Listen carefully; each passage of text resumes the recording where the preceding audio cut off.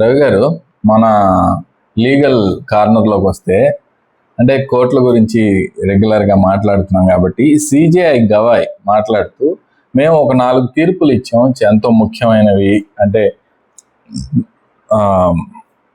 దిశ మరల్చే లాంటి తీర్పులు 4 ఇచ్చాం, అవి ఎంతో ముఖ్యమైనవి అని వాటి గురించి మాట్లాడారు. అలాగే ఇతర విషయాలు కూడా వ్యాఖ్యానించారు.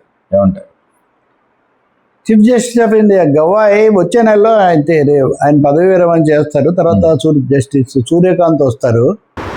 గవాయ్ ప్రస్తుతం మారిషస్లో పర్యటిస్తున్నారు. మన చుట్టుపక్కల చిన్న దేశాలకు తరచూ వెళ్తుంటారు మన ప్రధాని.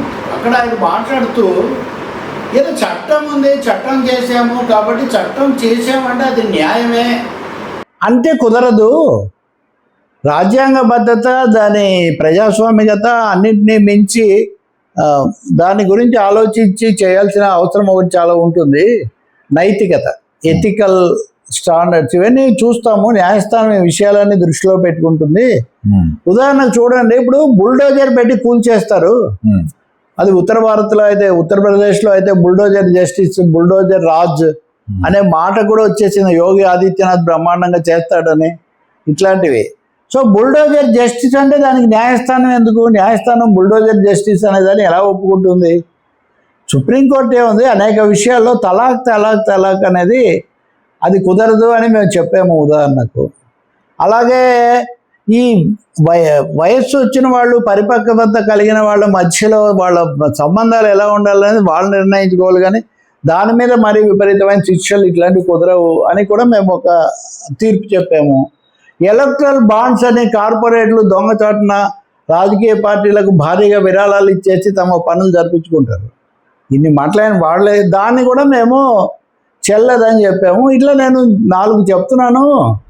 ఈ చారిత్రాత్మకమైన ఇవి అంతకుముందు కూడా కేశవానంద భారత్ కేసులో రాజ్యాంగ మౌలిక స్వభావం అనేదాన్ని సుప్రీంకోర్టు నిర్వచించింది.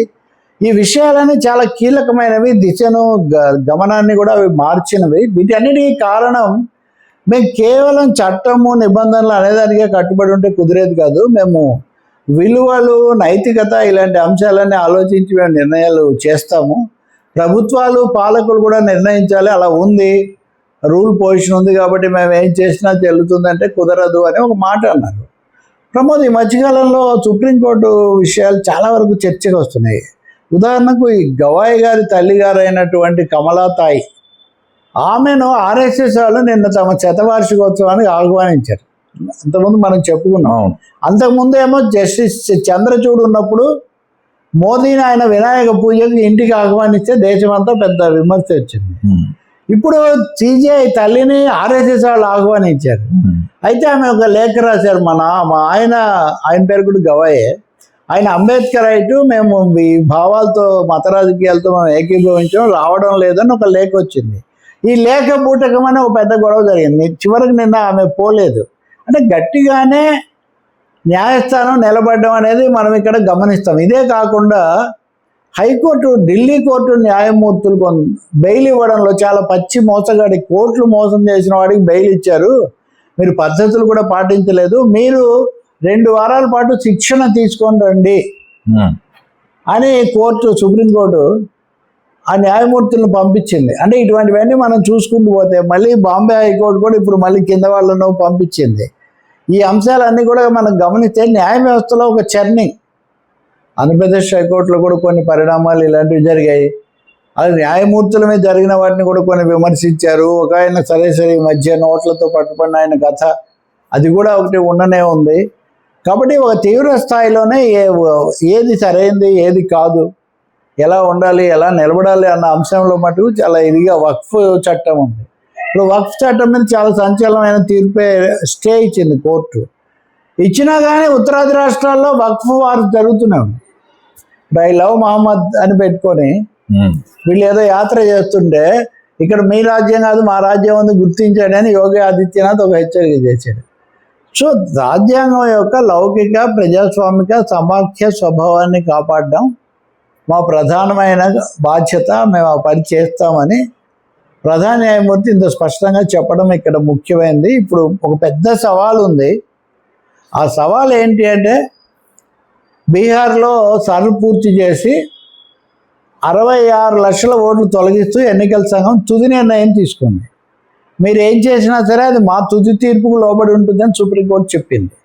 ఇప్పుడు అది వచ్చింది కాబట్టి సుప్రీంకోర్టు ఏం చెప్తుంది, ఏ మార్గదర్శకాలు జారీ చేస్తుంది, బహుశా అదే ఈ ప్రస్తుత సిజేఐ హయాంలో చివరి ముఖ్యమైనది కావచ్చు. తెలంగాణకు సంబంధించి కూడా ఉదాహరణకు జెరూసలేం ముత్తయ్యను విచారించటమా వద్దా, ఫిరాయింపుల కండువాలు మార్చిన వాళ్ళ విచారణ, ఇప్పుడు స్పీకర్ విచారణ జరుగుతున్నారు. So these are all legal developments with political bearing, రాజకీయ ప్రభావం చూపే కీలకమైన నిర్ణయాలు అన్నమాట. ఇంకొకటి ఉంది, మనం విడిగా చర్చించడానికి మనకు సమయం లేదు, కానీ లడాఖ్లో చాలా తీవ్రమైన ఇది జరుగుతుంది. అది ఒక పెద్ద సమస్య. లడాఖ్కు అంతకుముందు లడాఖ్కు స్వయం ప్రతిపత్త ప్రాంతం ఉంది, స్వయం పాలన ప్రాంతం. కాశ్మీర్కి ఎత్తేస్తే దానికి కూడా పోయింది, కేంద్ర పాలిత ప్రాంతం చేశారు. ఇంతకు లడాఖ్లో ఈ ఉద్యమానికి నాయకత్వం వహిస్తున్న వాంగ్చుక్, ఈ వాంగ్చుక్ అనే ఆయన ఉన్న ఫలానా పట్టుకుపోయారు, అతను ఎక్కడున్నాడో తెలియదు. ఆమె ఇప్పుడు కోర్టులో హెబియస్ కార్పస్ చేశారు. ఈ వాంగ్చుక్ అనే వాడి ప్రత్యేకత ఏమంటే ప్రమోద్, 3 Idiots సినిమా అమీర్ ఖాన్ తీసిన దానికి ఇతను ప్రేరణ, అంటే అమీర్ ఖాన్ పాత్రకు. ఓకే, వీళ్ళందరూ అయిన తర్వాత అతను వెళ్ళి చేస్తుంటాడు కదా. సో ఇలాంటి అనేక అంశాలు, సరే యూట్యూబ్ గురించి, మీడియా గురించి, ఆ హక్కులు, అది సరే అది కూడా జరుగుతుంది. కాబట్టి సిజేఐ గవాయి హయాంలో ఇవన్నీ బాగానే జరిగినట్టు లెక్క. ఓకే రవి.